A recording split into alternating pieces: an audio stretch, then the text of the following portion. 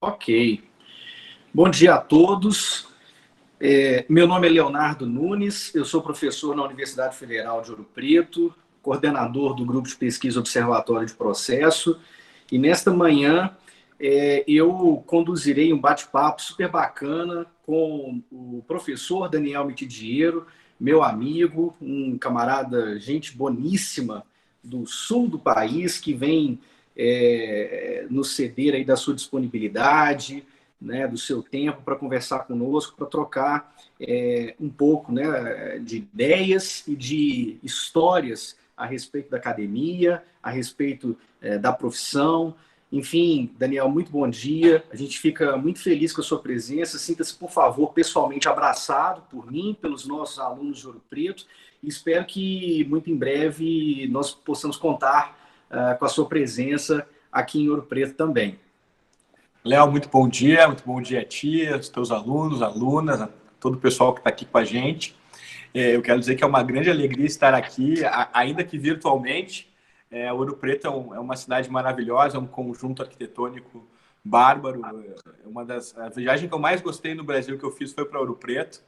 E eu, de fato, fico feliz de voltar a Ouro Preto, ainda que virtualmente. Muito obrigado pelo convite, meu amigo. Muito obrigado Bacana. mesmo. Bacana, estamos muito felizes. Eu gostaria também de dar as boas-vindas a todos os que nos acompanham agora ao vivo, né, pela plataforma Google Meet. Vou dizer a vocês que esse encontro está sendo registrado, ele será disponibilizado posteriormente nos nossos canais, né, na página do Observatório de Processo no Facebook, também no meu canal do YouTube. Então, basta que vocês acessem por lá, fiquem à vontade também para compartilhar. Gostaria de convidar a todos os que nos acompanham online a enviar os comentários, as dúvidas, perguntas também pelo chat, né? Ao final, a gente encaminha as perguntas para o professor Daniel e, na medida do possível, a gente fomenta também a nossa discussão, a nossa conversa com ele no terceiro momento desse nosso encontro. Também gostaria de fazer um pedido especial para quem nos acompanha online. Daqui a alguns instantes, nós vamos disponibilizar também pelo site a lista de presença. Para nós é muito importante conhecer vocês, saber quem são as pessoas e de onde vem o interesse, né? De onde vêm as pessoas interessadas em acompanhar os nossos encontros. Ficaríamos muito felizes se vocês pudessem preencher a lista que será disponibilizada, o formulário que será disponibilizado, e para aqueles que precisam e se interessem, o Observatório de Processo encaminhará os certificados ao final deste nosso encontro. Bem, Daniel, eu vou fazer uma brevíssima explanação do projeto, farei a sua apresentação e a gente começa então o nosso diálogo. Esse projeto Histórias Inspiradoras, Daniel, ele, como eu venho dizendo, como eu disse nos outros dois últimos encontros, dois primeiros encontros, na verdade, surgiu mesmo dessa ideia de conhecer um pouco mais das pessoas que tanto nos inspiram. Não é? Eu percebi que logo no final de março, início de abril, houve uma proliferação impressionante de conteúdos, né, pela internet, em variadas plataformas, em variados formatos, conteúdos de excelente qualidade, de altíssimo nível, e nós tivemos a oportunidade de ter contato muito próximo com grandes processualistas, na verdade, grandes estudiosos do direito, né, sobre vários temas. E, de uma certa medida, eu percebi que talvez essa seja a grande primeira oportunidade para a gente conhecer um pouco das pessoas para além da sua formação acadêmica, para além da sua atuação profissional. E isso é possível conhecendo um pouquinho da sua trajetória, da trajetória das pessoas. E eu fiquei muito positivamente impressionado com a acolhida dos meus amigos pelos convites que foram feitos. Você foi muito entusiasmado desde o primeiro momento, fico muito agradecido pela acolhida do meu convite, o Fred, a Juliana, a Suzana, enfim, gerou alguns comentários muito positivos, que está motivando até a proposição de uma segunda série já para meados de agosto. E por isso, Daniel, a gente fica muito feliz de ter você aqui. para conhecer um pouco da sua trajetória. Eu vou fazer uma apresentação formal, Daniel, muito embora o nosso bate-papo seja informal, mas eu acho que vale a pena para situar os nossos alunos a respeito, né, uma localização inicial a respeito da sua formação. Professor Daniel Mitidiera, pós-doutor em Direito pela Facoltade de Giurisprudenza dell'Università degli Studi di Pavia, na Itália. É doutor em Direito pela Universidade Federal do Rio Grande do Sul, onde também é professor associado nos cursos de graduação, mestrado e doutorado. Professor Daniel é autor de nada menos que 31 livros, eu vou repetir isso, é autor de 31 livros, vários artigos publicados em revistas especializadas, nacionais e estrangeiras, é vencedor de 2 prêmios Jabuti, em 2009 e 2017, autor, além de vasta produção bibliográfica, é autor, ao lado dos professores Luiz Guilherme Marinoni e Sérgio Cruz Arenharte, das coleções Comentários ao Código de Processo Civil e o Novo Processo Civil, ambos da editora Revista dos Tribunais, é membro da International Association of Procedural Law, a IAPL, que no ano que vem fará um evento gigante aí no sul do país, muito interessante, envolvendo inteligência artificial. É membro também do Instituto Ibero-Americano de Direito Processal, do Instituto Brasileiro de Direito Processual, é advogado, exerce advocacia contenciosa em Porto Alegre, Curitiba e Brasília. Enfim, Daniel, talvez eu acho que o seu principal título, se você me permite, você é uma das pessoas mais carismáticas que eu conheço. E olha que o nosso relacionamento, ele começou tem muito pouco tempo, né? Eu venho participando já das 2 primeiras edições, a convite do queridíssimo Marco Félix Jobim, do Congresso Internacional de Coletivização e Unidade do Direito, que acontece em Poa, né? E tive a oportunidade de te conhecer pessoalmente. Eu já lia bastante do Daniel e tudo, já admirava bastante, mas pessoalmente, cara, parecia que, pela forma acolhedora que você tem conosco, parecia que eu já te conhecia há muito tempo, né? É a personificação do livro, né, cara? A personificação das ideias. Eu fiquei muito impressionado. E vendo seu currículo, cara, é uma coisa realmente impressionante. Eu, quando li o Daniel Mitidiera, eu achava que o Daniel Mitidiera era um cara, talvez com 55, 60 anos de idade, e eu tô vendo que eu acabei percebendo que o Daniel Mitidiera era um cara muito da minha geração, praticamente. Eu formei em 2004 e vi pelo seu currículo que você se graduou em 2002, e a partir daí você segue uma trajetória de formação acadêmica singular e, ao mesmo tempo, você consegue conjugar a sua formação com uma produção igualmente singular, Daniel. Bom, com essa apresentação, eu queria te propor um bate-papo em 3 momentos. Eu tenho sugerido isso para os meus convidados.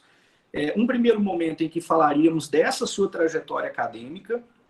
Um segundo momento que a gente falaria da sua trajetória profissional, não esquecendo que a academia também é a profissão, não é? Mas a trajetória profissional voltada para a sua advocacia. E um terceiro momento para a gente conversar um pouco com os nossos participantes, né, quem está online do chat, com as interlocuções deles. Então, Daniel, se a gente puder começar pela trajetória acadêmica, eu te diria o seguinte: você é um cara muito novo e possuidor de um currículo impressionante, não apenas em volume, mas especialmente pela qualidade da sua produção. Como foi o caminho percorrido até aqui? Quer dizer, ser professor de uma das mais tradicionais instituições federais do país, Casa de Galeno Lacerda, Ovidio Batista, Luiz Guilherme Marinoni, ícones do processo civil brasileiro. Minto, eu cometi um ato falho, né? Porque o Marinoni está na Federal do Paraná. Isso. Mas Casa de Galeno Lacerda, Ovidio Batista, foi algo deliberado ou foi algo acidental? Como é que foi a sua Como é que foi o plano, Daniel? Conta pra gente. Léo, bom, então, primeiro, muito obrigado pela generosidade dessa tua afetiva apresentação. Eu fico realmente muito feliz de poder ser recebido dessa maneira. E eu quero te dizer que a gente, isso não é uma frase minha, mas talvez essa formulação mais direta e simples seja, mas a gente vê o que a gente é, né? Então, eu quero te dizer que quando eu te conheci aqui em Porto Alegre também pessoalmente, eu tive a mesma impressão e quando tu me convidaste eu fiquei muito feliz também por isso. Eu acho que a gente tem que conviver com as pessoas que a gente gosta. E pode ter certeza que o teu sorriso franco me deixou muito à vontade para a gente ter condições de estreitar nossos laços. Ótimo convite, ótimo roteiro. Te respondendo já direto, se alguém me perguntasse, tá? Eu tenho 40 anos hoje, eu faço 41 esse ano, agora em outubro, e se há 20 anos atrás, alguém me dissesse, Daniel, tu vai ser professor e tu vai ser advogado e tu vai escrever livros e, enfim, de algum modo as pessoas vão discutir tuas ideias e tu vai discutir ideias num debate público, eu diria, isso não é possível, isso está totalmente fora do radar, isso não é sequer desejado. Não foi nada deliberado. Mas para eu poder dizer como isso aconteceu, eu acho que eu tenho que dar alguns passos atrás, né? E esses passos atrás envolvem um detalhe que eu tenho até chamado a atenção nos meus posts agora de quarentena, esses posts da quarentena, que eu acho que é realmente algo que determinou, hoje eu vejo, olhando para trás, o meu caminho. Antes de ser um escritor, eu sou um leitor. O Humberto Eco se definia assim, o Borges se dizia assim, o Borges dizia que o acontecimento mais importante da vida dele foi a biblioteca do pai dele, né? O Borges dizia nas suas reminiscências.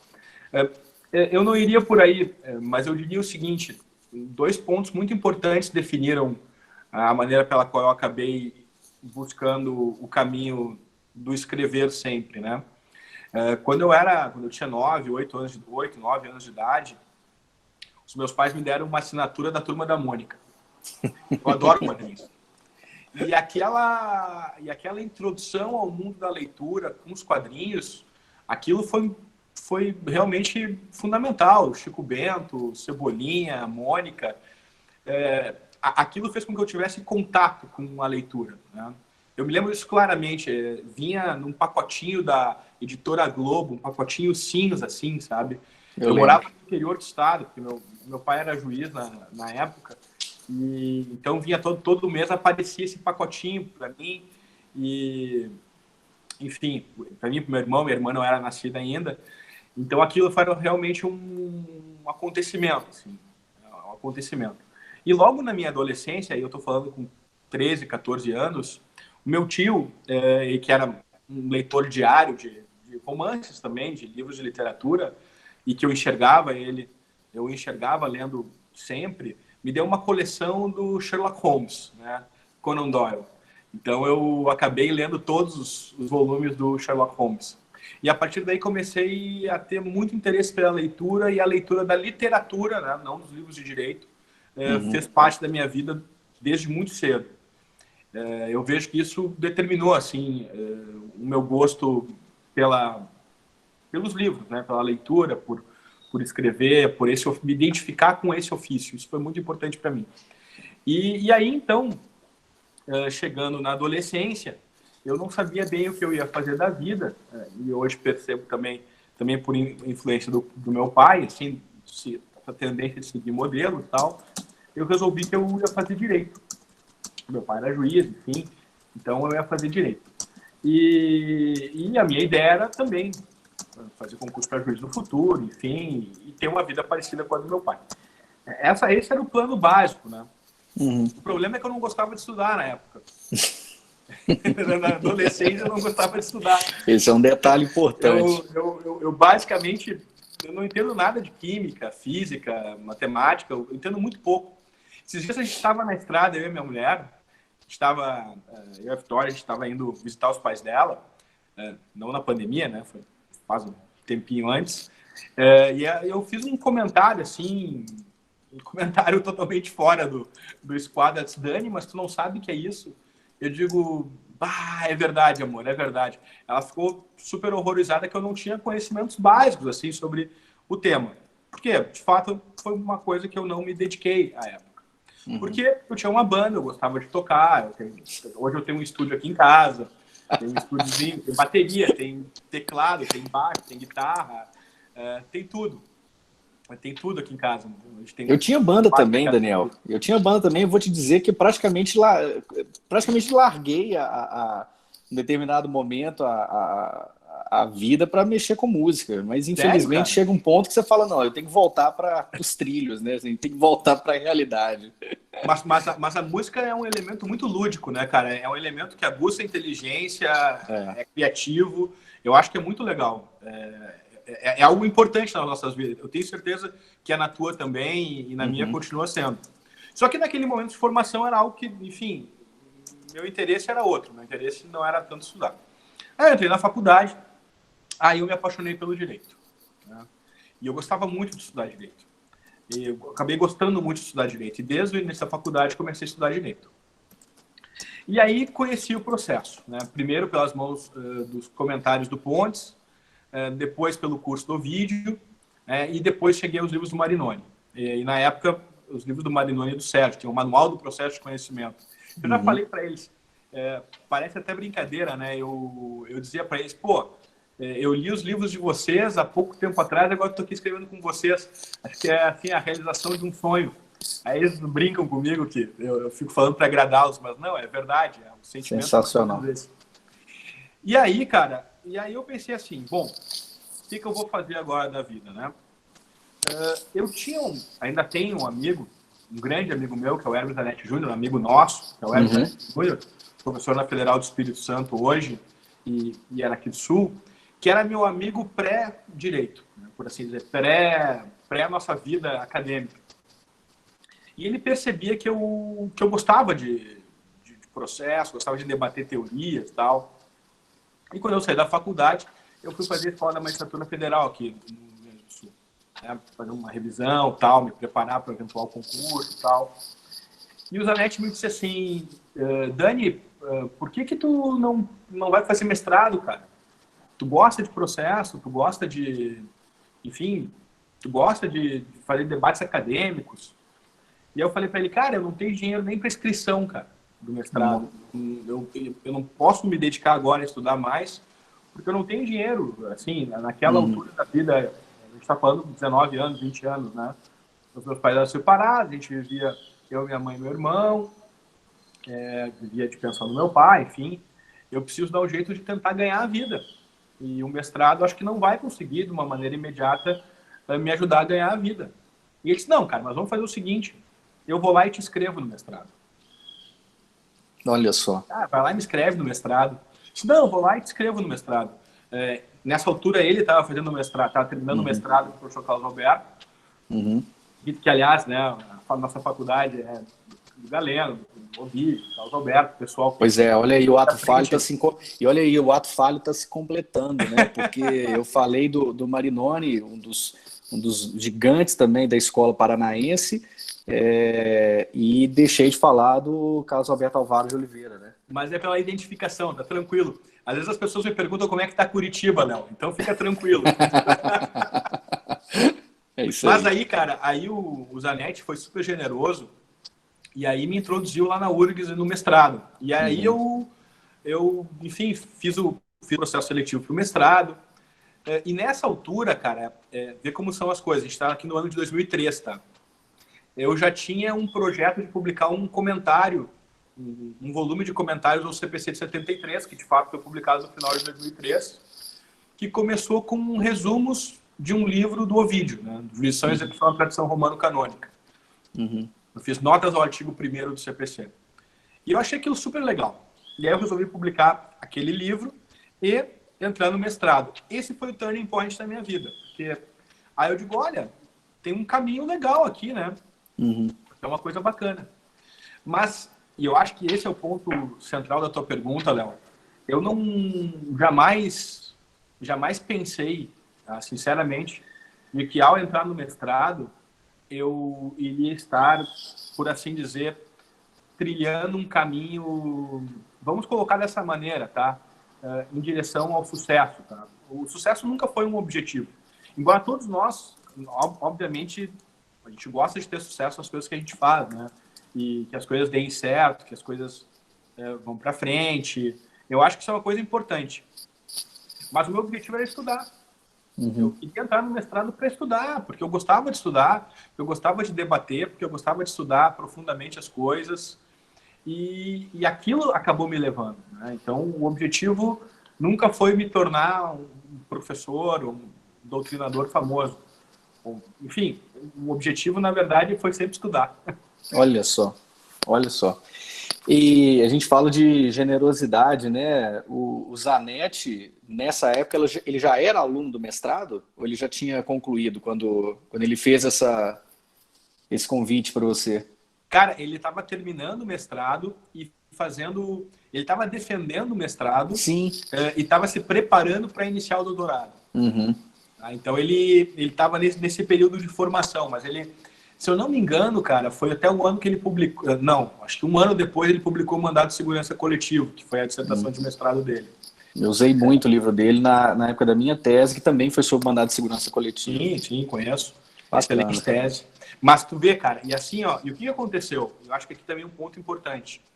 Eu cheguei lá na faculdade e o professor Carlos Alberto me abraçou totalmente. Eu não o conhecia antes de entrar no mestrado. E o Zanetti me levou lá para a faculdade e o professor Carlos Alberto viu que eu gostava de processo, que eu gostava de direito, e acabou conversando comigo, me dando atenção. E aquilo foi muito importante. Aliás, antes dele, assim, nesse entremeio, nesse período que eu estava para fazer prova para o mestrado, enfim, sempre é uma preparação, eu conversava muito com o professor Ovídio também. A gente estava, assim, o pessoal mais novo talvez hoje não tenha bem a dimensão do que era a nossa vida pré-internet, né? Ou pré-facilitação das comunicações, né? Sim. Então, tu mandava um e-mail para uma pessoa, aquilo era um ato revolucionário, né? A pessoa te respondia um e-mail, assim, tu achava o endereço de e-mail da pessoa, tu mandava um e-mail, ela te respondia, era uma coisa mais feliz do mundo. Mas o professor Ovídio chegou a usar e-mail? O Ovídio chegou a usar o e-mail. Eu tenho e-mails do professor Ovídio para mim aqui. Cara, teve uma manhã, olha só, eu vou contar para vocês essa porque essa vale a pena. Foi um dia assim que eu achei que eu estava muito importante, tá? Eu já tinha entrado no mestrado nessa época, tá? Nós estamos falando em 2004, tá? E eu tinha mandado para o professor Barbosa Moreira um erro de grafia que eu achei nos comentários do CPC. Tá? Olha só. Os clássicos comentários do professor Barbosa Moreira. E, ao mesmo tempo, estava entretendo um assunto por e-mail com o professor Ovídio. Eu acordei numa manhã, cara, e tinha na minha caixa de mensagens de 2004 um e-mail do Barbosa Moreira e um e-mail do Ovídio. Putz. Cara, em 2004, eu fiquei quase louco, cara. Você não apagou nunca mais, né? Sabe? Eu queria ligar para as pessoas para dizer, vocês não sabem com quem que eu estou me correspondendo.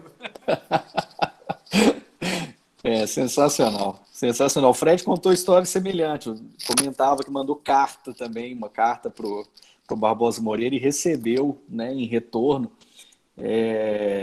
a notícia da publicação de um artigo dele, Fred, numa revista que o Barbosa Moreira coordenava na época, salvo engano, a revista Forense. Isso. Essa linha, cara, eu tenho uma história semelhante a essa com o Marinoni. Conta pra gente.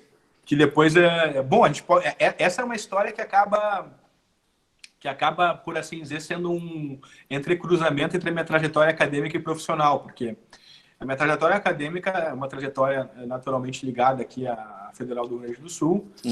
Tem muito a ver com o meu trabalho com o professor Carlos Alberto, naturalmente. Mas ela também é uma trajetória muito marcada pela minha parceria com o Marinoni, quando, enfim, os meus livros começam a ser mais conhecidos a partir de 2008, quando eu publico lá o Código Comentado com ele, ainda de 73. Mas antes disso, cara, aconteceu o seguinte: eu entrei no mestrado lá em 2004 e a minha tarefa fui ser bolsista, né? Então, o que acontece? Na Universidade Federal a gente não paga o mestrado, né? Uhum. Como, enfim, não sei se todos sabem, mas enfim, a gente não paga mestrado e doutorado. E eventualmente tu pode receber uma bolsa, um valor para tu estudares, se tu não trabalhares, e aí tu tem que prestar algum tipo de trabalho, né, para o programa, enfim.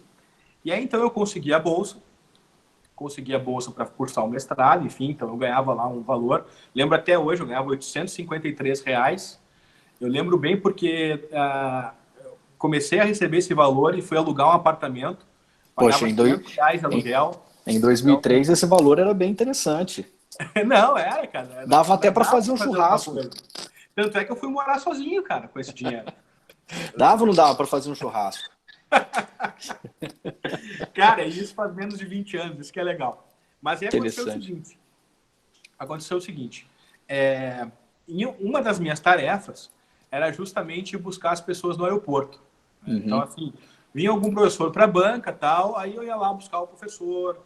Aí, o que muitas pessoas achavam como um negócio poderia ser chato, né? Eu via como um negócio super legal, porque afinal de contas eu conversava com os professores, com as professoras Uma do aeroporto até oportunidade, a né? faculdade. E no Cara, era super momento, legal. sem aquela pressão do evento, né? É um momento que você vai conversando, vai debatendo outras coisas que não só o trabalho, né? A banca em si, ou um tema Sim, mais tenso, né? tu fica ali falando amenidades, né? Sobre o É. tempo e tal, e aí se rolar assim, uma empatia maior, tu acaba falando sobre outras coisas. Foi Mas aí assim que aconteceu. aconteceu. Quem sabe você não fez o transfer do Tarufo? Teve alguma A do oportunidade Tarufo tem dessa uma aí? outra história. Ah, A do Tarufo eu conto depois. tá, vamos Mas lá. porque são os encontros fundamentais que foram passando, né? Assim, do Carlos Alberto, do Marinoni, do Tarufo, do Humberto, assim, depois a gente vai falando sobre eles. Mas aconteceu com o Marinoni o seguinte, aí então eu cheguei lá no aeroporto e, vou buscar o professor Marinoni, Deus o livre, eu tinha lido já o Tutela Inibitória, tá? A segunda edição do Tutela Inibitória eu tinha lido, um livro Outro fantástico. espetacular e olha que interessante, você já falou de dois, né, que fizeram parte da minha história, né, o Mandado de Segurança do Zanetti e o do Teleinibitória, que foi o meu marco para minha dissertação de mestrado. Olha aí, cara. Não, mas eu acho que são os livros da nossa geração, né, cara? Do pessoal que acabou assim, tocando a bola para frente, como eu costumo dizer, botando o tijolinho, né? Exato. Bom, e aí aconteceu o seguinte, cara. Eu digo, vou lá falar com o Marinoni. Deus o livre, né, cara? Não conseguia nem dormir no dia anterior. Uhum. Aí cheguei lá, cara. O Marinoni era um cara simpático, assim. E eu disse assim, professor Marinoni, meu nome é Daniel, eu vim lhe buscar, o professor Carlos Alberto pediu que eu viesse lhe buscar, enfim. Aí ele me olhou, cara, e disse assim, Daniel Mitidiero, né? E eu digo, sim.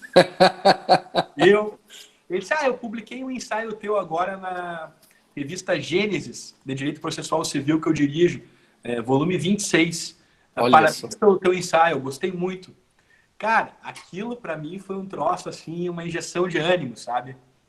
Assim, eu fiquei, o cara, publiquei o ensaio e o cara viu o ensaio. Assim, né, devo mesmo estar no caminho certo, né? Acho que tá tudo, mas tava tudo dando certo. Sensacional. E aí, cara, foi legal porque a gente acabou ficando amigos. Uhum. Sabe quando tu olha pra uma pessoa e tu vai com a cara dela, tipo, nada, assim, tu vai com a cara dela, gente fina.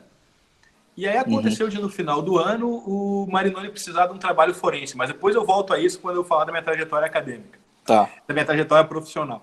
Tá. Mas no fim foi isso, cara. Acabei conhecendo o Marinoni assim. E isso me levou a começar a publicar pela RT com ele, né? Eu acho que aqui começam as parcerias, porque eu acho também que uma coisa muito interessante, cara, muito importante, é a gente cultivar os nossos trabalhos, né? Enfim, publicar as nossas monografias, publicar, eventualmente, nossos trabalhos com pretensões didáticas sozinho, mas encontrar pessoas pelo caminho, que são pessoas afins, né? Pessoas, né, que tenham convicções semelhantes com as tuas, querendo desenvolver coisas juntas, eu acho legal publicar junto, sabe? Eu acho legal ter esse tipo de cooperação entre as pessoas. Então, eu comecei a publicar livros com o Marinoni lá em 2007. O primeiro foi Repercussão Geral, no Recurso Ordinário. Até então eu tinha publicado livros sozinhos, os comentários ao CPC, 3 volumes, tinha publicado duas monografias, uma monografia, o Elementos, em 2005, e 2 coletâneas de ensaio, o Processo Civil e Estado Constitucional, em 2007, e a Introdução ao Estudo do Processo Civil com o Zanetti, em 2004. Uma coletânea de ensaios minha e dele. Mas aí, em 2007, eu começo a publicar com o Marinoni. E aí, então, eu começo a circular um pouco mais pelo Brasil, né? Enfim, em função também do prestígio que o Marinoni já tinha à época, né? Já era um grande nome, né, consolidado à época, e aquilo acaba me impulsionando também a fazer parte de um debate maior. Muito como aquele que escreve com o Marinoni, mas, enfim, isso é do jogo, né? Pois é, e falando disso, dessas obras, você tem diversos trabalhos de fôlego, né, Daniel? Só para citar alguns, a colaboração no processo civil, do modelo ao princípio, que a gente vem, inclusive, utilizando como norte aqui nas nossas pesquisas. Eu comentei contigo ano passado, a gente tem 2 projetos de iniciação científica aqui pelo Observatório de Processo, um capitaneado pelo Victor e outro pelo Harrison. A gente vem trabalhando em cima do seu livro. Mas além deste, antecipação da tutela cautelar, a técnica antecipatória, precedentes, da persuasão à vinculação, e um quarto, que eu também talvez possa citar, Cortes Superiores e Cortes Supremas, do controle à interpretação, da jurisprudência ao precedente, entre tantos outros, na verdade. Qual para você, Daniel, seria o trabalho mais relevante? Se você pudesse escolher É difícil, né? Já que a gente trata dos nossos livros como nossos filhos, né? Mas se você pudesse colar essa obra no seu cartão de visita e falar, essa aqui é a minha apresentação. Você é nacionalmente conhecido por diversas das pesquisas, das ideias que você defende, mas se você pudesse eleger um trabalho de maior fôlego, qual que seria? Pô, Léo, eu acho assim, ó, em primeiro lugar, eu acho que tu acertou totalmente a mão, tá? Porque eu acho que a nossa contribuição é uma contribuição monográfica, né? Eu acho que os livros que ficam são as monografias, elas que... Não por acaso, a gente falou aqui do telenibitório do Mandato de Segurança Coletivo, e isso logo colou, né? A gente, livros fundamentais.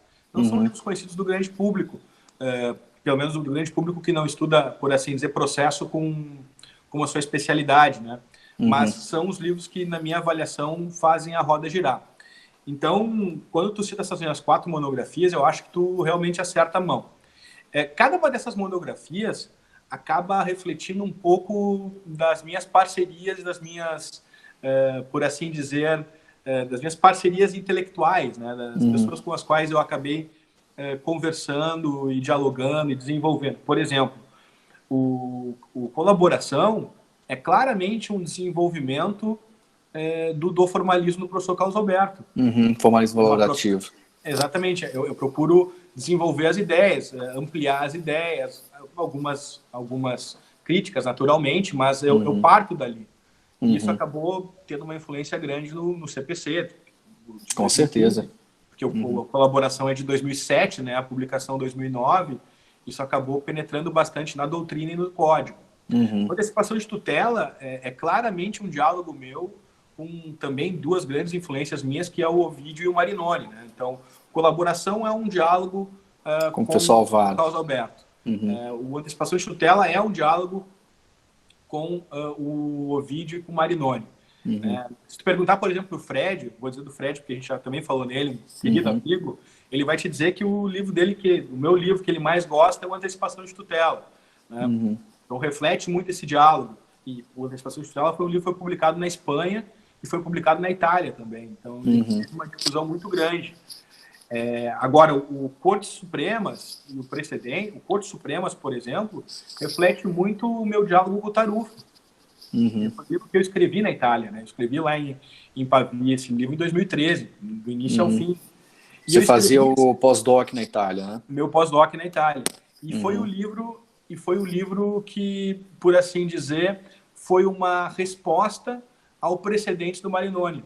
Uma resposta no sentido, olha, Marinoni lança precedentes obrigatórios. Eu digo, muito bem, mas agora vamos dar um passo atrás e vamos ver, afinal de contas, onde é que vem esses precedentes obrigatórios. E aí eu lanço Cortes Supremas e ele lança o STJ. Então, o Cortes ele é muito um livro muito tarufiano, por assim dizer. E aí vem o Precedentes, que é um livro que é claramente o diálogo com Marinoni. Claramente um diálogo com Marinoni, mas também muito ligado já a um outro personagem que aparece na minha vida, que é o professor Humberto Ávila. Princípios, uma obra clássica, né? Princípios, de segurança jurídica. É um livro que são reflexões que acabaram me levando a um plano mais geral, né, de preocupação. Então, esses livros acabam dialogando entre si e dialogando com as pessoas, né? O Cortes e o Precedentes, por exemplo, são claros diálogos com Marinoni, Tarufo, Zanetti e Humberto. São claros diálogos com esses autores que acabaram fazendo com que eu tivesse que refletir sobre essas coisas. O livro de Cortes e o livro de Precedentes, eu vou tratá-los como um momento só, são livros que tiveram uma fortuna singular, eu diria, porque as Cortes Supremas encamparam esses livros, né? O Supremo e o STJ trabalham muito esses livros, citam muito esses livros para justificar muitas das suas posições. A consequência disso é que boa parte da doutrina que critica o Supremo e critica o STJ, mas que critica especialmente o Supremo, acaba também me criticando, dizendo, olha, os culpados por isso aqui tem nome e sobrenome, e esses livros são esses. Daniel, me permita usar esse gancho para a gente entrar um pouquinho na sua trajetória profissional vinculada à advocacia. Eu também exerço advocacia e percebo que a advocacia mudou muito, também muito em função dessa evolução, não significa que é para pior ou para melhor, mas uma evolução, uma modificação no perfil das nossas cortes de vértice, não é? A gente consegue ver claramente no final dos anos 80, início dos anos 90, esse processo, junto com o processo de redemocratização do país, uma ampliação, digamos, até radical no vértice de acesso à justiça, né? A gente tem um ângulo elastecido de acesso à justiça, e a partir do início dos 2000, a gente vê esse movimento, para usar da metáfora do professor Humberto, a gente vê esse movimento pendular, professor Humberto Teodoro Júnior, seguindo para um outro caminho, um movimento de alocação de alguns filtros, como, por exemplo, fez a emenda 45 em 2004, com a repercussão geral nos recursos extraordinários, e essa mudança mesmo de pensamento, especialmente durante esta última década, né? Eu te confesso que essa sua obra em particular, sobre as Cortes Superiores e Cortes Supremas, né, da interpretação, do controle da jurisprudência à interpretação e ao precedente, realmente é um texto extremamente instigante, porque mostra também essa evolução, né? Mostra também essa mudança no perfil, né? O que você viu na sua prática, né? Na sua advocacia? Você tem uma advocacia como a minha nas últimas 2 décadas, né? A gente está completando, na verdade, eu não tenho 20 anos ainda de advocacia. Você deve estar batendo os 20 anos aí. O que você viu de mudança na advocacia, tendo como pano de fundo essa alteração no perfil dos tribunais brasileiros, notadamente as cortes de vértice? Bom, Léo, olha, eu acho que, sim, vamos lá, né? Há quem diga, o pessoal sempre tem, né, assim, a turma, né, há quem diga que eu escrevi esse livro de Cortes Supremas para poder advogar nas Cortes Supremas, né? Não, olha, ele gosta muito das Cortes Supremas porque ele tem acesso às Cortes Supremas. Sempre tem uma certa mitologia em volta das coisas, mas não é nada disso, né? Na verdade, eu acho que a transformação da justiça civil brasileira é algo imperativo. Né? Imperativo, e acho que quando a gente começa a propor um desenho para as Cortes Supremas, a gente começa a perceber que a gente tinha muitas superposições. E essas superposições têm que ser vencidas, né? E elas foram vencidas, a meu juízo, não só com a emenda constitucional 45 de 2004, mas com o caldo de cultura que acabou sendo, por assim dizer, gestionado a partir daí. Eu vou dar um exemplo, tá? a emenda constitucional 45 institui a repercussão geral. Uhum. Mas há poucos dias atrás, o Supremo Tribunal Federal resolveu dizer, sim, efetivamente o que é essa repercussão geral, dizendo, olha, eu posso negar a repercussão geral para o caso. O regimento interno do Supremo hoje, há 2 semanas atrás, foi alterado para dizer isso. Profundamente alterado em alguns pontos, né? Significa dizer basicamente o seguinte, olha, o tema pode não estar maduro para ser enfrentado pelo Supremo neste momento. Uhum. Então, embora seja relevante a matéria, eu não vou enfrentar agora porque não está maduro. Olha só. É realmente o certiorari americano. Tá? Uhum. E é claro que isso acaba impactando a maneira como nós, advogados, advogadas, temos que olhar para as Cortes Supremas, como as partes têm que olhar para as Cortes Supremas. Né? Uhum. E eu acho que isso, de um lado, acaba acarretando um fenômeno de uma advocacia, de uma preocupação voltada para o caso perante os juízes e as Cortes de Justiça, tribunais de justiça, tribunais regionais federais, e efetivamente se fomentar aquele sentimento de que, olha, eu realmente preciso manter o caso julgado pelo juiz e pela Corte de Justiça, o caso tem que ser julgado, o significado dos fatos, o significado da prova, o direito aplicável, todos esses detalhes, vamos colocar dessa maneira, tem que ser resolvidos por aqui, e eu tenho que ter advogados que conhecem do início ao fim o processo, eu tenho que ter advogados que realmente tenham condições de fazer um amplo debate sobre os fatos e conheçam cada detalhe dos fatos do caso e do direito aplicável. E eu preciso ter também advogadas especializadas em fazer com que o objetivo das Cortes Supremas eventualmente também possa auxiliar a realização do direito da parte, quando aquele caso da parte tenha condições de contribuir para o desenvolvimento do direito, para a unidade do direito. E aí é claro que a técnica acaba sendo um pouco diferente, né? E isso acaba criando um nicho, por assim dizer, de advogados especializados na técnica do recurso ordinário e do recurso especial. E aí vem o ponto, Léo, que eu acho importante. Não é simplesmente o fato de estar em Brasília ou ter escritório em Brasília que importa. Isso, sem dúvida alguma, importa. Mas o que importa é efetivamente compreender o significado das Cortes Supremas e de como elas funcionam, para que elas servem.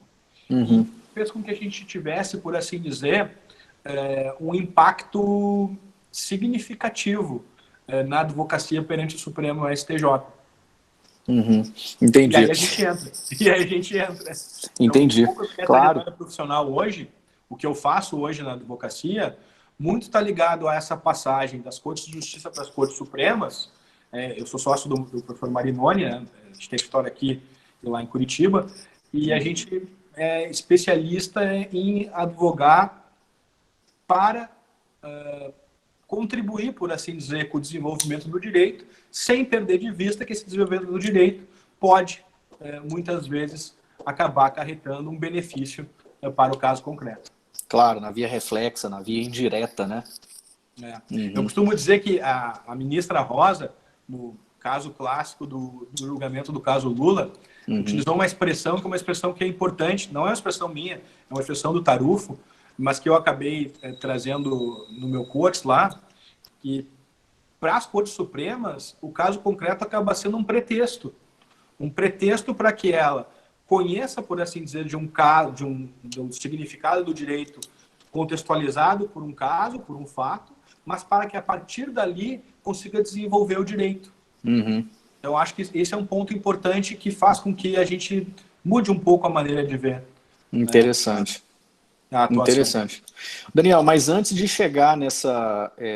bom, pelo que eu entendi, a sua advocacia, então, ela tá bastante focada nos tribunais superiores. Mas para chegar até lá, eu imagino que você tenha exercido também a advocacia de piso, né? A advocacia local, perante o juiz da causa, perante os tribunais regionais ou os tribunais dos estados. E aí minha pergunta vai para esse momento, para esse sentido, voltando minha atenção para os alunos que estão aí no final do curso de Direito, são recém-formados, estão se preparando para o ingresso na advocacia. A reflexão é a seguinte: com o volume de processos que a gente tem hoje, né, tanto físicos quanto eletrônicos, a gente escuta, a gente tá começando a ficar habituado a escutar que o juiz está voltando a se tornar, em alguns momentos, claro, em alguns casos, um autômato, né, porque ele precisa colocar na forma que ele mesmo estabelece para julgar uma centena ou milhares de processos envolvendo situações semelhantes. E a função do advogado acaba sendo vital para tentar destacar o caso dele dessa série, né, dessa linha de montagem. Um dos dificultadores que a gente tem hoje, ou talvez dois dificultadores que a gente tem hoje, são temas que vêm sendo muito propalados para contribuir com a atividade jurisdicional, né? E que, do meu ponto de vista, vão acabar respingando como um fator decisivamente dificultador da vida dos advogados, né? O primeiro deles é o uso dessas ferramentas de inteligência artificial. Há escritórios, há advogados que se valem dessas ferramentas, claro. Ontem eu tive vendo uma live interessante promovida pelo professor Luiz Alberto Reichel e com o Beclaut, meu amigo que também está acompanhando a gente aqui no nosso encontro, dizendo que o direito não é uma equação. Fala do Beck, né? O caso ele não poderia ser tratado como uma equação. Isso me fez pensar nos julgamentos valendo-se de robôs, valendo-se enfim, dessas inteligências artificiais.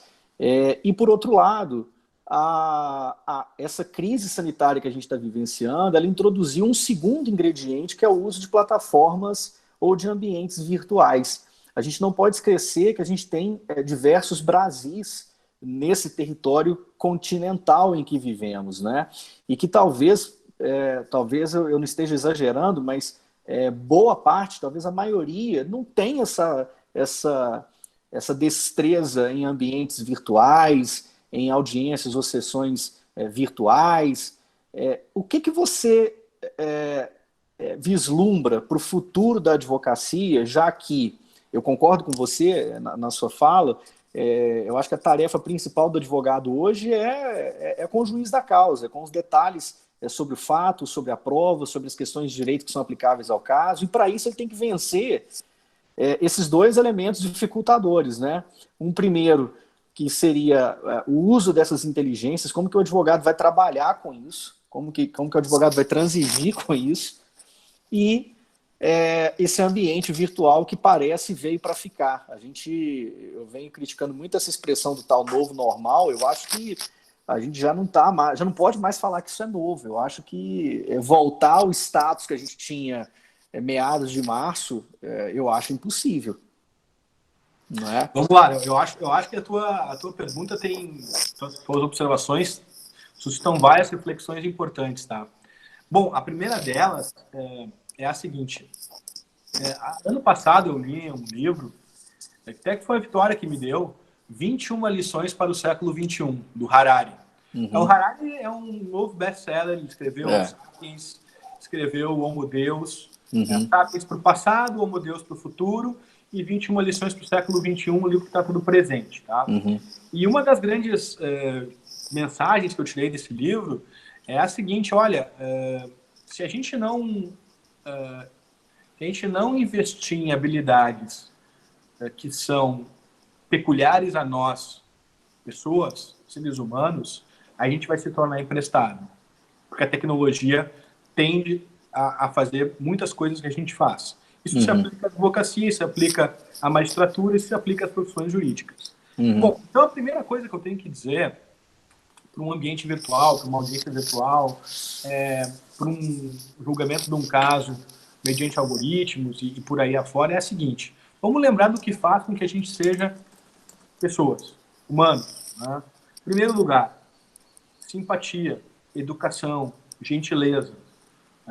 Eu acho que a gente ser gentil, a gente como ser educado, e entender porque a gente está sendo educado e gentil, porque é o respeito ao outro, que é reconhecer no outro e na outra uma pessoa com direito à idêntica consideração e respeito, é fundamental. Independentemente de qualquer tipo de condição social, gênero, raça, qualquer tipo de coisa. Todos são sujeitos e todos têm direito a idêntica tratamento e proteção. Idêntica consideração pelos outros. Eu acho que isso é fundamental. E daí deriva, por assim dizer, uma habilidade humana, que é tratar as pessoas com gentileza, com cordialidade. Isso vai, por si só, vai fazer com que a gente tenha um desempenho bom nos ambientes virtuais, assim como a gente tem no ambiente físico da vida. Segundo lugar, como a gente está lá, vamos imaginar, sair da faculdade, eu quero começar a advogar. Bom, vamos estudar. Vamos procurar fazer uma especialização, mestrado, doutorado, vamos estudar em casa, vamos realmente procurar ir para frente com o conhecimento. E, a partir daí, buscar as ferramentas processuais que fazem a diferença.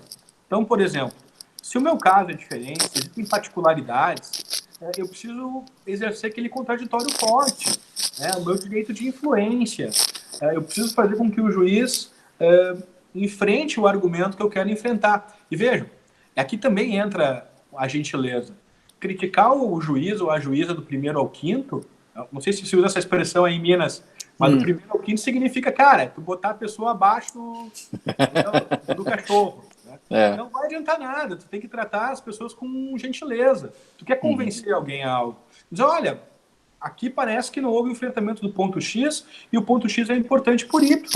Vamos ter atenção a isso. Contraditório como direito de influência. A gente vai provocar aí o dever de fundamentação analítica, né? O dever de dialogar com a parte.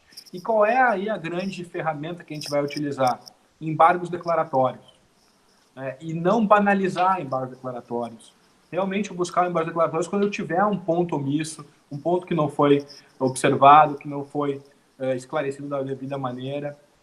Eu acho que essas habilidades humanas de perceber, de ter a sensibilidade daquilo que é relevante para o caso e não foi considerado, vai ser um diferencial para essa advocacia que se vale de tecnologias, né, que a gente não estava antes acostumado.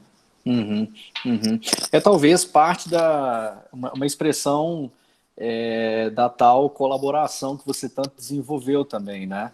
E que te digo, tem sido tão difícil observar, porque, pelo menos na minha advocacia, eu sinto que muitas vezes a gente tenta vencer pelo cansaço, né? Porque você demonstra, olha, tem doutrina, tem teses, tem livros escritos sobre isso. Você não pode mais dizer que simplesmente iura novit curia. Você não pode simplesmente dizer que basta o acolhimento de um argumento para formar ou para ancorar a decisão que eu já tinha pré-concebido só de olhar para o seu caso, né? Você falou do caldo de cultura, expressão que eu também já vi, não exatamente a mesma expressão, mas eu vi em um livro do professor Ovidio recente, retomando a leitura para esse nosso encontro, mas você acredita que a gente já está pronto, ou ainda, eu digo, a gente, o profissional, o intérprete do direito, já está pronto para tratar do processo com base nesse contraditório sobre o qual nós estamos falando, para enxergar a colaboração dessa maneira,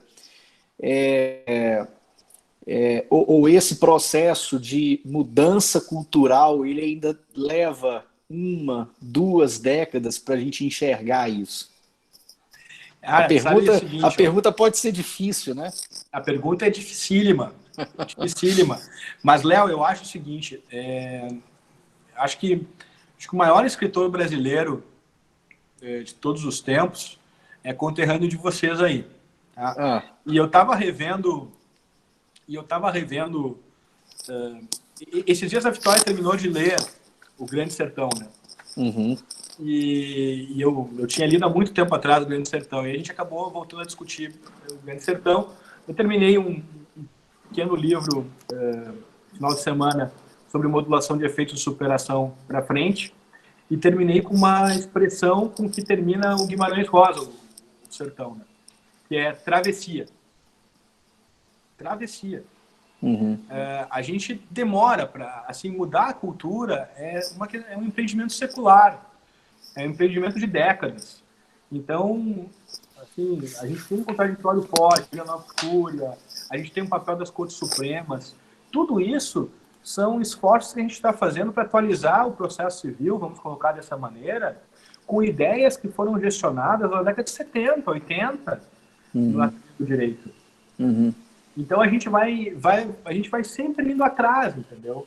Só que eu acho que o grande mote de tudo, né, é ir adiante, é a travessia, é não esmorecer, é procurar mostrar que a gente está querendo avançar com o direito. É impressionante isso, mas se a gente consultar a jurisprudência do Supremo, da STJ, dos últimos anos por código, alguns julgados não refletem o código, mas alguns julgados refletem bem o código.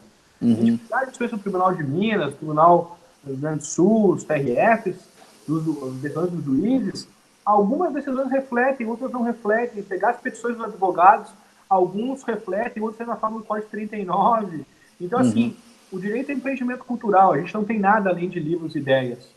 Livros e ideias demoram para pegar, as pessoas têm que se acostumar com isso. Então, eu sou um otimista, né? Eu sou um sujeito muito otimista. E eu acho que vale a pena a gente insistir, porque é com essa insistência que a gente vai fazer a travessia, que a gente vai, por assim dizer, tá no sertão, né? O sertão maiúsculo, né? Que é a vida. Assim. A vida é a travessia, o sertão é a travessia, e a vida do direito é essa.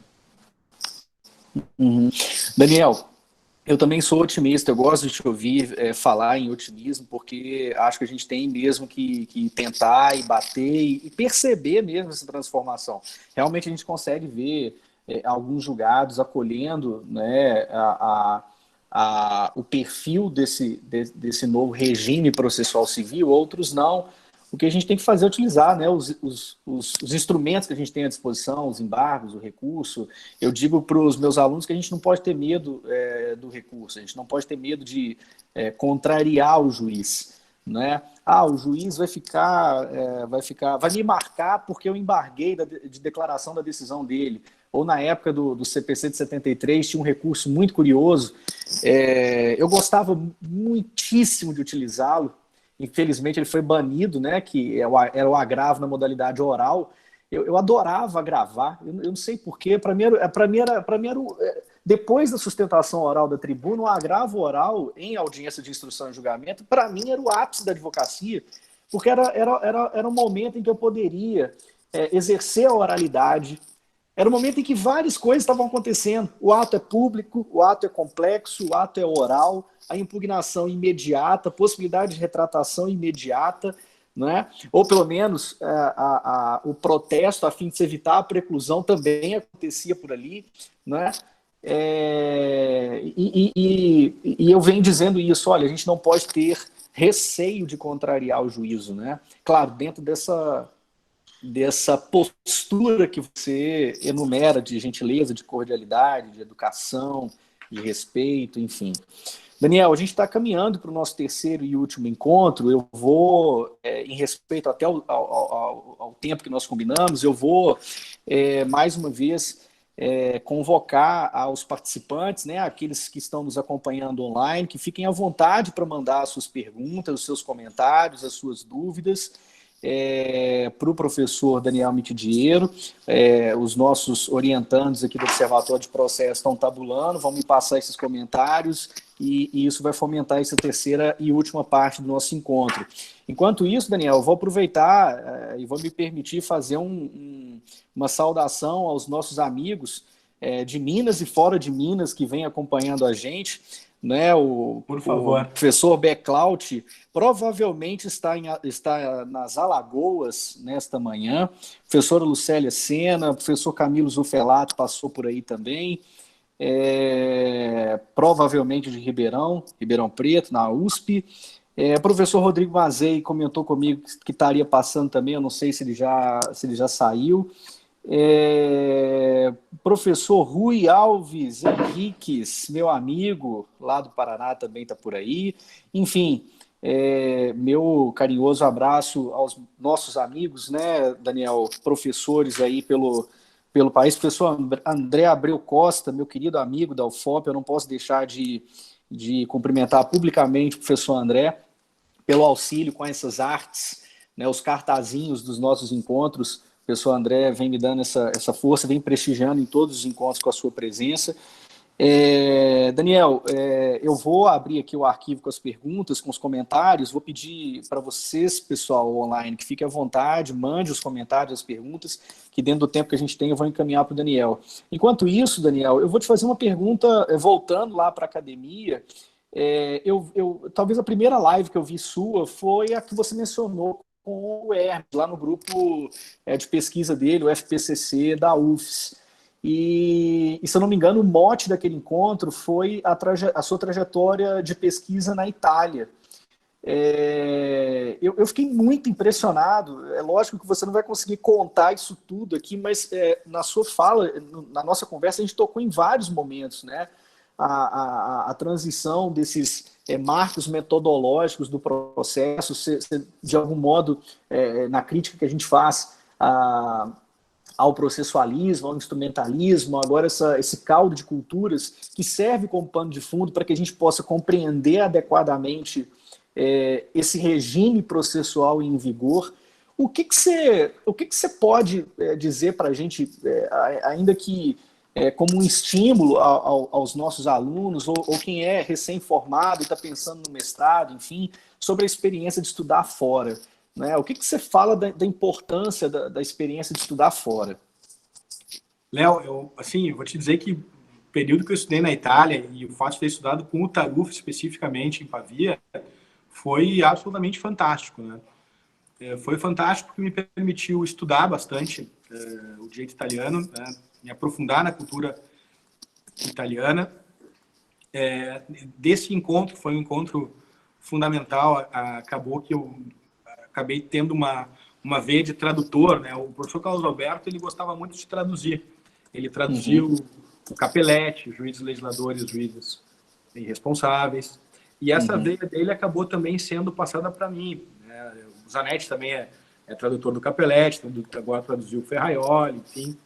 Eu acabei traduzindo o Tarufo, com Motivação da Sentença Civil, junto com o Rafael Abreu, com o Vitor de Paula Ramos. Depois traduzi o livro do Chiassoni, Técnica da Interpretação Jurídica, junto com o Rafa, com o Vitor e com o Otávio Domit.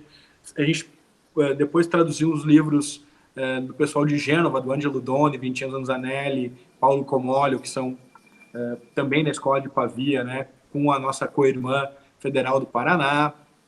E tudo isso acabou abrindo um horizonte muito importante de estudos críticos na Itália, né? Eu acabei publicando um livro na Itália e acabei depois publicando o Artigo Civil da Itália ao Brasil dos 700 a hoje, com o professor Tarufo, aqui no Brasil. Riquíssimo esse livro. E agora vai sair em 2021 um livro sobre a justiça civil americana, Tarufo, Hazard e eu, né? Também no mesmo esquema, além da tradução, eu fazendo comparação com o direito brasileiro. Então, o que eu posso dizer é que essa experiência de estudar fora, além de ter vivido a cultura, me abriu a possibilidade de fazer um intercâmbio com as pessoas mesmo, né? De me enturmar, por assim dizer, com o pessoal da Itália e acabar sendo um interlocutor, né? Hoje eu tenho uma boa interlocução com os amigos italianos, com os professores italianos, e isso se deveu ao fato de eu ter ido estudar lá. Eu costumo dizer o seguinte, olha, a época que eu fui estudar lá, em 2013, eu morei na Itália, era uma época que eu ainda conseguia, assim, relativamente fácil sair. Mas o quanto antes a gente puder ir e puder aproveitar para realmente estudar e produzir lá, vale a pena. Acho que realmente vale a pena. Nós temos algumas perguntas aqui, Daniel. E alguns comentários, eu vou fazê-los e vamos de bate-pronto, né? Vamos lá. A primeira da Luana Steffens, salvo engano, do Rio Grande do Sul também, Luana. Por favor, Luana, você não colocou sua cidade, só me faça o alerta aí no chat que eu faço eu completo aqui a informação, tá? Gostaria que o professor Daniel comentasse a afirmação de que a cultura e processo são um reflexo de mão dupla. Assim como a cultura influencia o processo, o professor entende que o processo também influencia a cultura? Ah, tá aí, ó. A Luana, Luana é sim, aqui, do Rio Grande do Sul. aqui de Porto Alegre, a aluna lá do Mar, da PUC, foi minha aluna na URGS também. Luana, prazer falar contigo. Sim, eu acho que, na verdade, é uma mão dupla do direito, né? O direito e a cultura acabam tendo essa relação, né? Para mim, o exemplo mais claro disso é o cinto de segurança. Tá? A nossa geração, Léo, não sei a tua, Sensacional. nossa geração não usava cinto de segurança, cara. Era um negócio Nada. Era uma horroroso. aventura. A gente achava o fim da picada. Bom, basta ver que hoje tu entra no carro, se tu não colocar o cinto de segurança, tu te sente... Você se sente mal. Você se sente mal. Parece que você tá solto ali dentro, né? É mais ou menos a experiência que a gente tem. Tem uma série que eu gosto muito, que é Mad Men. Acho que é a melhor série que eu já vi na minha vida, tá? Vale a pena ver. É uma série, assim, dá para falar muito sobre ela. Mas tem alguns comportamentos que são ali descritos que chocam hoje, né? Muitos deles, seguramente, hoje não abraçados mais pelo direito. Então, acho que o direito também influencia a cultura. Essa ideia de que as regras... Algumas regras, é claro, não pegam, né? Muitas vezes o direito não pega, mas muitas o direito pega. Então, acho que é mão dupla mesmo. Daniel, nós temos tempo ainda para 2 perguntas, Daniel. Como é que está seu tempo? Tá ótimo. Eu só peço desculpas que eu tive que improvisar aqui, porque eu ia acabar a bateria do meu celular. Aí eu tive que colocar no... Não, mas podemos fazer essas 2, então? Claro, sem dúvida. Vamos lá. Ok, vamos lá. A segunda é do nosso aluno e me orientando, o Vitor Rocha, diretamente de Bambuí, das Minas Gerais. A noção de direito como fenômeno cultural é bastante cara ao professor Mitidiero. Gostaria que ele comentasse a respeito da importância da história e do direito comparado em seus estudos. Daniel, eu acho que você até comentou na pergunta que eu fiz. O Vitor me permita fazer apenas adicionar a pergunta dele. Eu vejo que você tem uma preocupação que eu vi em poucos autores, eu não estou lembrando de nenhum outro autor agora para falar que também faz isso. Nos seus livros você deixa claro qual é o ano da edição que você está consultando e você coloca, inclusive, o período em que essa pessoa viveu, se por acaso ela já tiver falecido. Me conta um pouquinho a respeito da importância para você da história do direito comparado, da história e do direito comparado nos seus estudos, né? Léo, é isso aí mesmo. Cara, eu acho que tu pegou bem o ponto, né? Eu acho que isso é muito importante. Porque a gente tem que... Se o direito é cultura, então é muito importante saber quando as ideias começaram a circular, quando as pessoas escreveram, quando é que a gente começou a divulgar determinadas ideias, quem propôs as ideias, quem desenvolveu as ideias. Então, daí veio assim, a preocupação em datar o ano original da publicação dos livros, ano da tradução, quem são os tradutores, qual é o ano de nascimento e morte dos autores, das autoras. Eu acho que tudo isso deixa mais completa a pesquisa. Todo livro é um livro que tem diferentes camadas de leitura, né? Diferentes leitores tiram diferentes coisas dos livros.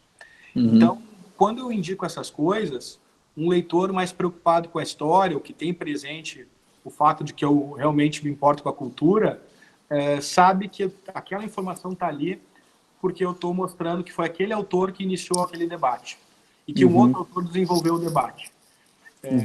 Isso também, elogio, a gente não recusa, né? Eu comecei a fazer isso no meu antecipação de tutela, mas era inconsciente. Antecipação de tutela foi em 2012, tá? E aí eu estava na Itália e o Tarufo me disse assim, tomando um café assim, do outro lado da rua da universidade, na Estrada Nova. Disse, Daniel, eu vi que na antecipação de tutela tu cita o ano original das publicações e tal. Isso é muito importante, revela uma consciência histórica e tal. Cara, eu fiquei quieto e agradeci, né? Mas, na verdade, eu tinha feito aquilo intuitivamente. Olha só. A partir dali, eu comecei a usar como regra consciente. Não, isso é importante por isso. E por essa razão, eu agora, desde 2013, eu procuro em todos os meus livros colocar nascimento e morte, o ano original do livro, original da publicação, tradução, edições, porque eu acho que isso dá mais trabalho, mas ajuda a ver quando é que as ideias começam a circular. E, Daniel, também me permita um atrevimento de um comentário. Eu acho que essa estratégia é, antes de qualquer coisa, um compromisso com o que você disse há pouco, né? Um respeito com aquela fonte, aquele autor, com quem você está dialogando, porque muitas vezes a gente percebe uma ânsia de escrever e de criticar por criticar, sem às vezes situar as ideias do autor e sem localizar o contexto em que esse autor estava.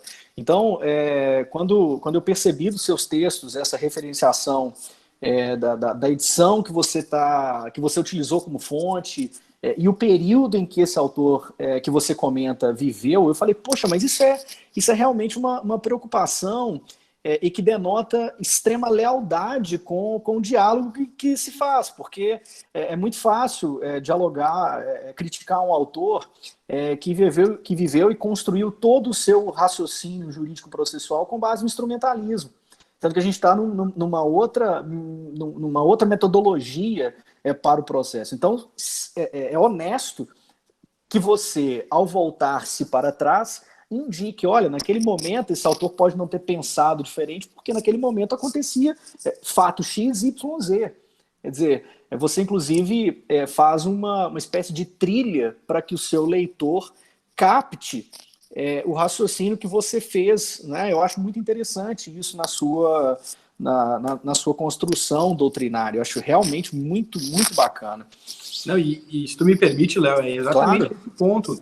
Porque assim, o meu objetivo ao escrever sobre o processo não é ter um séquito de seguidores, não é exercer poder.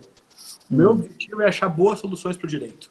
Como é que a gente pode fazer com que o direito tenha boas soluções e melhore a vida das pessoas. Então, o meu objetivo não é ganhar as disputas doutrinárias, é fazer com que as pessoas saibam o que eu estou discutindo e quem discutiu antes de mim. Porque daí as pessoas vão chegar às conclusões livremente sobre o mérito dessas opiniões, porque no fundo é tudo opinião, tudo justificadas naturalmente, mas no fundo tudo é uma opinião. A gente quer tentar, por assim dizer, colocar a bola para frente. E eu acho que situar bem os leitores é honestidade com os meus interlocutores e honestidade com os leitores. Acho que isso é muito importante. Bacana, você é um querido, meu amigo. Eu vou passar para eu vou passar para ter. É um exemplo, na verdade, Daniel, sabe? Eu estou muito feliz eu estou te conhecendo muito mais, né, e melhor por esse nosso encontro. Como eu disse no início, né, eu acho que é complementar quando você conhece os textos, quando você conhece a pesquisa, quando você conhece os estudos e conhece também a trajetória do autor, né, um pouco da personalidade dele. Eu fico muito, muito feliz por essa oportunidade. O terceiro comentário que a gente tem aqui, Daniel, é do José Nunes Guerra Júnior, que é da UFOP, que é da UFOP, mas está falando com a gente de Santa Bárbara. Professor Daniel, exercendo as profissões de advogado e professor, você possui também algum hobby à parte? O José Nunes eu não sei se ele pegou o inicinho do nosso encontro, que você falou um pouco da banda, da música, né, do fato lúdico da música. A gente falou um pouquinho também de vinhos, de café, enfim. Mas o que você pode falar, né, para a gente, Daniel, a respeito dos hobbies, né? Não, isso aí, cara. Não, primeiro, assim, eu adoro ler, né? Literatura. Então, a literatura não jurídica é um dos meus hobbies, né? Agora, esse momento que a gente está passando no país, eu estou lendo os livros do Gaspari sobre a ditadura, Hélio Gaspari, 5 volumes. Eu tenho isso como hobby, né? Então, não é um compromisso de formação, é um hobby mesmo. Além da literatura, a música, né? Eu tenho um estúdio aqui em casa, a gente tinha uma banda que é o Projeto Fito Paz, que é um cantor argentino. Putz. E eu e meus amigos gostamos muito. Inclusive o Arthur Carpes, que é processualista também, é o cantor da banda. Olha, eu não sabia. Um abraço pro Arthur aí também, não, canta bem pra caramba. Genial. Tem no Instagram lá, Projeto Fito, a gente tá colocando uns videozinhos, porque a gente não consegue mais tocar juntos, né? Faz desde janeiro que a gente não se vê. Olha só. Então vocês mantêm o projeto, na verdade, o hobby, sim, você se encontra, então. O projeto é atual. Não, a gente ainda toca aqui, tem um estúdio aqui em casa, a gente ainda toca, então é um hobby atual, meu. A música Olha ainda que é um hobby. sensacional. Cara, eu tenho três Fender aqui em casa, uma Putz! Strato, uma Jaguar, uma Tele, tem bateria, tem tudo. A tele é o meu desejo mais próximo nesse momento. Eu tenho uma SG e tenho um violão Ibanez. Bah, coisa linda, coisa linda. É. Mas, cara, assim, então a literatura é meu hobby, a música é meu hobby e eu adoro cozinhar, né? Então, assim, é realmente um hobby porque eu sou autodidata, eu pego os livros e vou fazendo, às vezes vou fazendo sem livro, Uhum. e enfim, mas são as coisas que me divertem, assim. Olha só, a gente está. Eu estou vendo que o nosso encontro ele tá tão amistoso, parece que a gente está em família. Eu estou vendo aqui declarações de amor aqui do Beclaut com Rui. A Vitória também já comentou aí que nós estaremos todos juntos novamente, se Deus quiser. Eu acho que nós não temos tempo para mais perguntas, Daniel. Eu vou encerrar dessa maneira a interlocução com o chat. Mas eu vou te pedir que faça para os nossos alunos e para quem está nos assistindo uma dica. O que você vê de futuro, né? Quais são as perspectivas de futuro? Eu sei que a pergunta que eu vou te fazer ela é muito ampla, mas teve um momento dos concursos, né? A minha geração, boa parte dos meus colegas saíram para concurso. Muitos deles passaram, teve uma abertura muito grande para concurso, e hoje em dia eu acho que a advocacia voltou à moda. Eu acho que tem muita, até pela escassez, né, de concursos, tem muita gente voltando para a advocacia com força. O que você vê, Daniel, para a próxima década? O estudante de direito hoje, que está no final do curso, ou que está ingressando, enfim, está formando no curso de direito, o que esse aluno, essa aluna, o que esses meninos eles vão vislumbrar na próxima década? O que você vê? Olha, eu acho que é o seguinte. Primeiro, quer dizer que foi uma grande alegria estar aqui. Eu realmente me senti em casa. Eu estou fisicamente em casa, mas me senti em casa conversando contigo, né, com todo mundo. Eu diria o seguinte: vamos estudar as coisas que estão aí há 2000 anos. Tá? Direito civil está aí há 2000 anos, processo civil está aí há 2000 anos, direito constitucional está aí há 200 anos. Vamos estudar essas coisas bastante, vamos dominar bem as categorias jurídicas, vamos ler cultura jurídica, né? Cultura jurídica implica aí história, ler bons autores, e eu acho que se a gente dominar bem a cultura jurídica, que é uma habilidade pessoal, a gente vai ter sucesso nas profissões. A gente vai acabar conseguindo entrar no mercado e se manter no mercado. Fazer uma sólida formação. Acho que, às vezes, o curso de Direito ele é confundido com uma reportagem, né? Estar informado sobre a lei, sobre a Constituição, sobre os últimos julgados. O direito também é isso, essa também é uma expressão do direito, mas, na verdade, o direito é muito mais. O direito é a história da gente. O direito é a história da humanidade, é a nossa história. E eu acho que estudar essa história, entender de que modo a gente chegou onde a gente chegou e para onde a gente vai ir, é algo muito importante e requer o estudo da cultura jurídica. O estudo da cultura jurídica é uma habilidade essencialmente humana. E as habilidades essencialmente humanas são as habilidades que vão continuar. Acho que essa é a minha... Exato, meu amigo. Daniel, muito obrigado. Eu vou encerrando esse nosso terceiro encontro contigo. Meu amigo, eu não tenho palavras para te agradecer. Eu vou talvez resumir os meus agradecimentos em algumas palavras, né, que resumem essa personalidade que você é, esse norte inspirador que você é para mim pessoalmente, que com certeza ganhou novos e novas seguidores, né, a partir desse encontro.